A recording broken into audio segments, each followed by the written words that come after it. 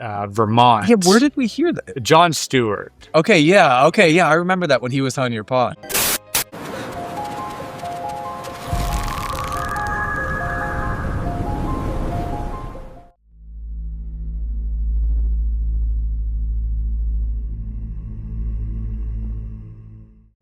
For 7 years, I personally funded what became one of the most extensive investigations into the 1997 alien interview film.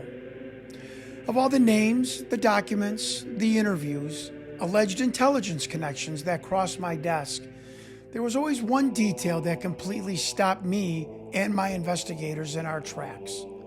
It was 2 monks. That's right, 2 monks.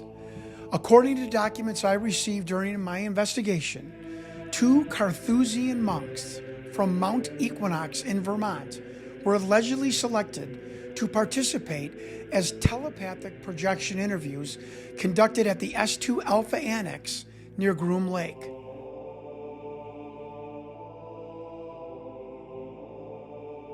Now, when I first read that, I laughed. Monks? Telepathically communicating with extraterrestrials? I mean, it sounded something straight out of a science fiction novel. I assumed someone was playing a joke. I assumed the entire thing was a hoax. But then I started digging, and I fell deeper into one of the deepest rabbit holes of my entire investigation. Ironically, though, while much of my work struggled to gain traction throughout the UFO community, this single detail, the Carthusian monks, did capture the attention of some of the biggest voices in the UFO field.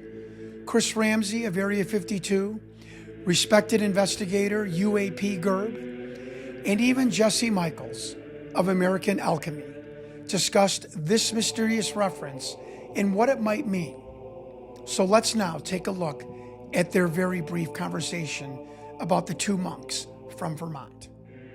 CIA, or the DIA at the time, hires remote viewers to remote view, targets or whatever. Now they're getting pulled in the direction of this monastery in northeastern United States, and this sort of big white building is what they're saying. It's something they're seeing is the people that are there are going to help you. Those are the people you need, right? So they were sought out by, first of all, remote viewers. Now I reach out to Joe McMoneagle about this because that would have been roughly around his time. He said it rings a bell. He would get back to me, and he got back to me and he was like, "No, we were actually tasked for a monastery in that area, but it had something to do with like hauntings." Regardless, he said these two, they took 6 of them and they had them work as counter intel, as sort of remote viewers, and train them. And then 2 of them were really talented, and those 2 were flown out to S4 apparently, meant to communicate with this being.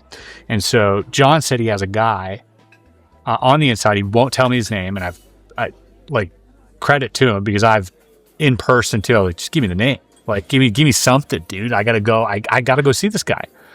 I find out the name of the monk, but not the name of the person who interviewed the monk. So that part still is a little nebulous. But apparently, this monk is like 90-some years old. He's in good health, still alive, and spilled the beans and said, "Yeah, to you, he spilled the beans."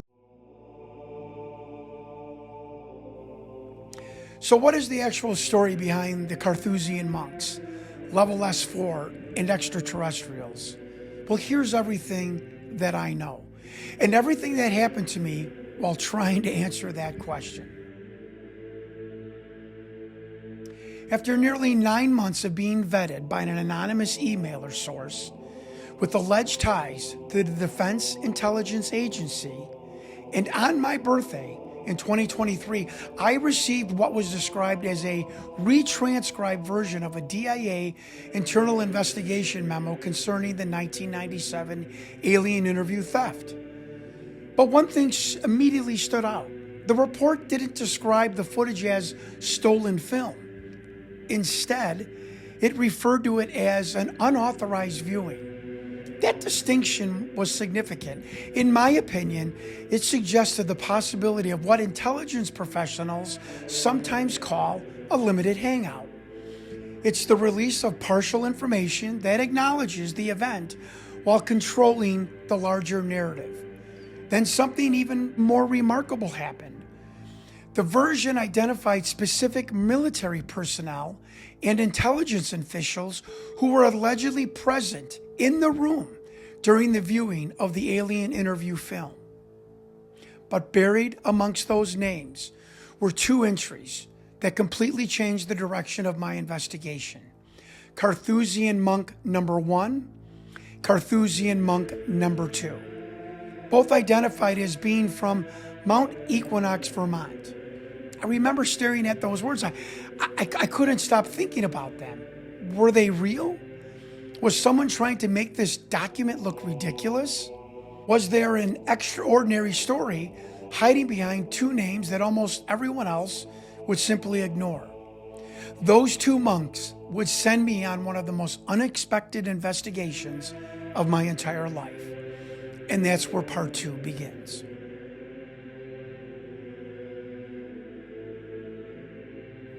After reading those two names, I began what I thought would be a simple background investigation. I started looking into Mount Equinox, Vermont, and almost immediately discovered the Charter House of the Transfiguration. It wasn't some obscure building with a mysterious past. It was one of the few Carthusian monasteries in North America. The Carthusians are among the oldest and most secluded Christian monastic orders in the world.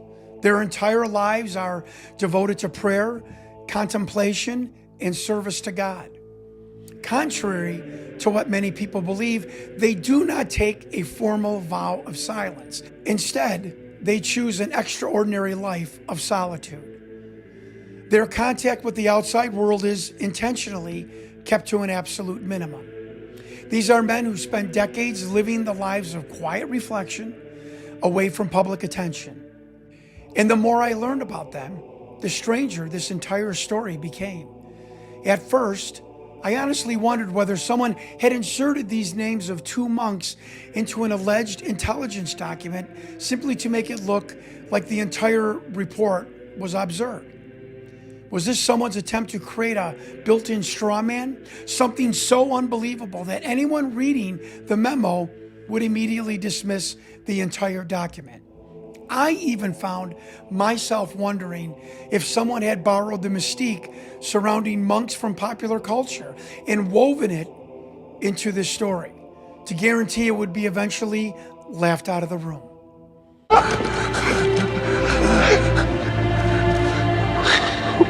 We are betrayed.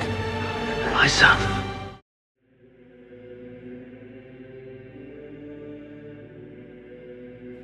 But as my investigation continued, that explanation began to fall apart. Everything I uncovered suggests that these monks in this monastery were very real, and that they only deepened the mystery.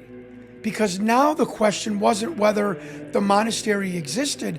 The question was, why would two Carthusian monks from one of the most secluded religious orders on earth allegedly appear in a document connected to the 1997 alien interview film?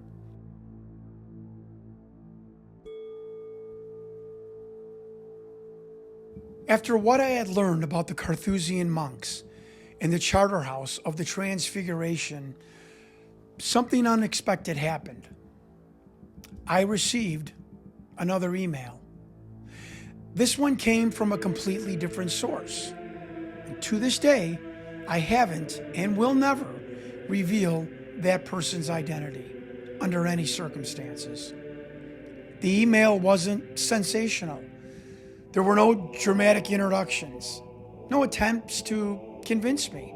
It was matter of fact, almost clinical. The first sentence caught me completely off guard. It read, "I cannot believe anyone ever discovered the monks were part of the telepathic program." The writer went on to say that he was astonished that someone had revealed that information to me. Then he told me a story unlike anything I had ever heard. According to this source, the story began in the early 1970s. He pointed to the CIA's remote viewing research, which began under what became known as ScanGate program at the Stanford Research Institute. During one of the remote viewing sessions, he did not provide a date, but one of the viewers repeatedly described a white building in the far northeastern United States. And inside that building, the viewer allegedly said, were men who had the gift. The source never clearly explained what the gift meant. Was it telepathy, remote viewing, some other unexplained ability? He didn't say. According to his email, intelligence officials eventually concluded that the viewer was describing the charter house of the Transfiguration Monastery in Mount Equinox, Vermont. And then the story jumps forward.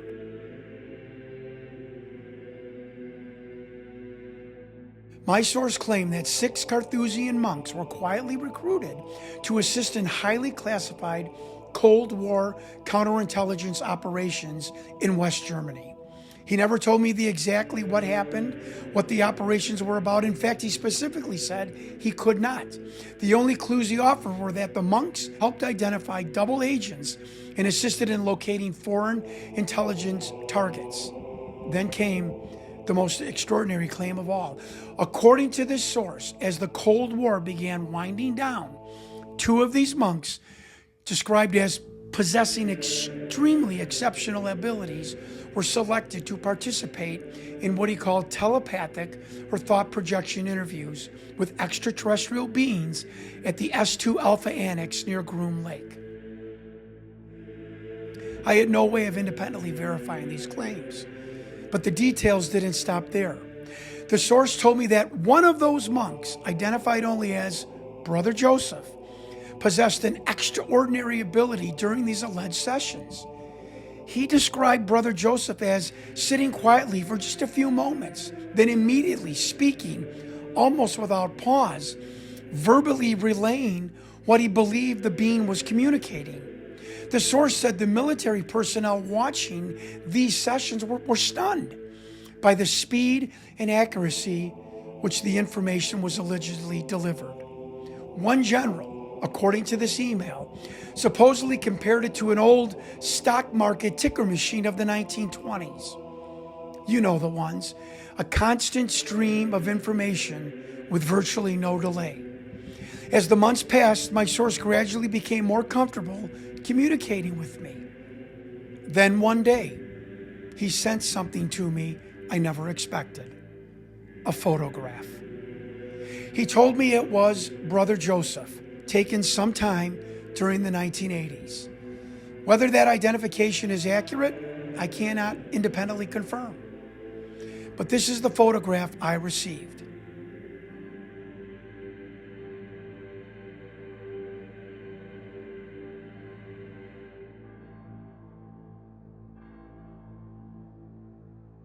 After several months, our communication suddenly went quiet. Then, without warning, another email arrived. This time, my source told me he intended to travel to Mount Equinox and attempt to meet with Brother Joseph in person. That was all that he said. And weeks later, another email appeared. According to my source, the monastery was under what he described as unusually heavy security. He claimed the grounds were initially monitored by the Vermont State Police, something I found curious. He also described 2 white pickup trucks continuously patrolling the property and perimeter. Whether there was an innocent explanation for that, I simply don't know. I can only tell you what he reported to me. According to the email, he was eventually granted access and spent approximately 1 hour speaking privately with Brother Joseph. It's incredible. The account that followed was extraordinary. My source wrote that Brother Joseph told him that he was 91 years old and understood that his life was nearing the end. He allegedly acknowledged participation with the 5 other Carthusian monks in classified counterintelligence activities in West Germany during the Cold War. When the conversation turned to the alleged telepathic interviews at S2 Alpha Annex, Brother Joseph became much more reserved. He did not want to discuss specific operations, but he did share one detail that has stayed with me ever since. According to his account, the beings, although being extremely intelligent, did not perceive time the way we do, in seconds, minutes, hours, or years. Instead, Brother Joseph allegedly said that they experienced what he called time sequence.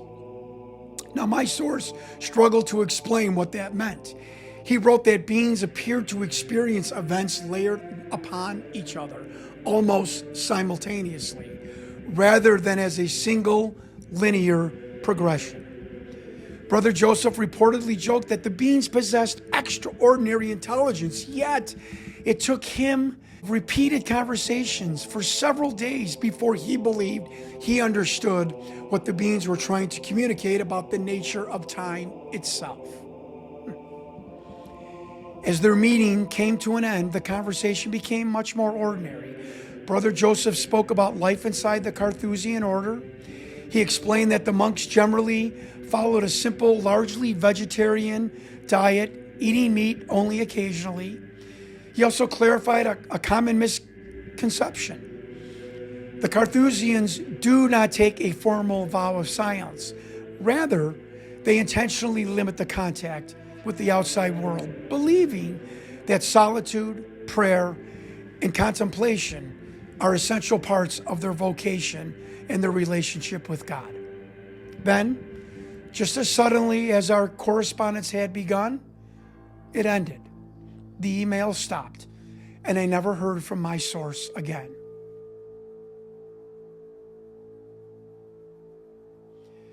To this day, I don't know what became of him. I don't know whether every detail he shared was accurate.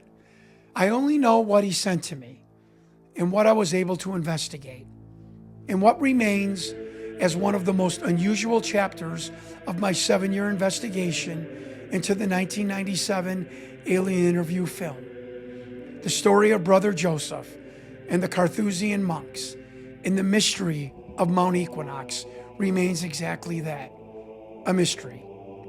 I'm John Stewart, and I thank you for watching.